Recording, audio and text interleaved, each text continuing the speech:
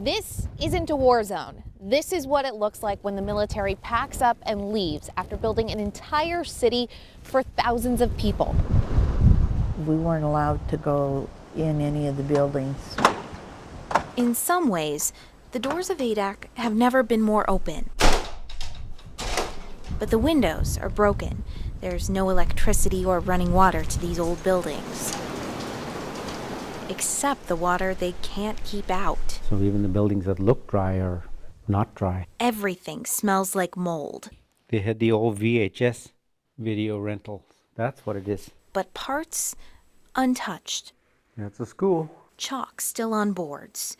This is Ann Stevens Elementary School, named after the wife of Senator Ted Stevens. Students played here, learned here, created here. And then time stopped. Well, in 1997, the military was still here and they were going away. Adak was used by the military in World War II and to spy on the Soviets during the Cold War, a secretive mission in the middle of nowhere. It was the butt of jokes throughout the Navy back then.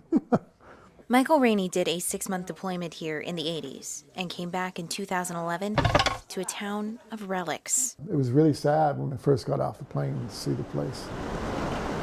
From 6,000 people to 60. The military sold all the land and buildings to the Aleut Corporation. But the weather is harsh. You could see where they made repairs. There may be 2 windows in a building and one of them's boarded, the other one's broken. Like any base, a completely self-contained world. Everything was nice, new. The lawns were mowed. That quickly slipped into disrepair. It's called a heat shop. Our tour guide for this world is Ken Smith.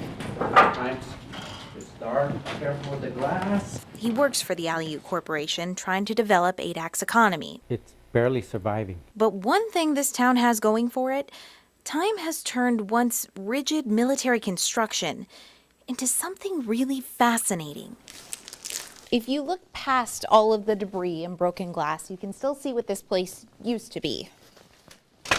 A theater that could fit around 400 people, or about 6 times Adak's population now. Up until the early 2000s, sailors and their families could come here, watch a movie, and then head downstairs, take a dip in the pool. That was the driest place on Adak. Now that it's all abandoned, the old structures have taken on a new feel. Tunnels like this connect a lot of the buildings together from underground, so that people walking between them didn't have to walk outside. It's a very cool idea. It's very spooky now. And kind of scary when there's no lights. There are old dining halls, an old air traffic control tower. You can still tell the last time it was used. Scattered newspapers and calendars mark the date. Miles and miles of roads, houses, infrastructure. An old McDonald's still advertising long-forgotten toys. For some who live here, it's all a bit of a frustrating waste. It's distressing to see them in the condition that they are.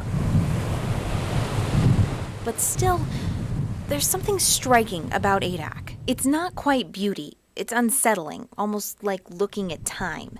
A reminder that you can spend decades, millions of dollars, shipping a whole community to the edges of the earth.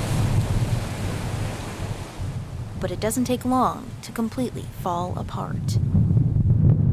Nikki Carvajal, Channel 2 News.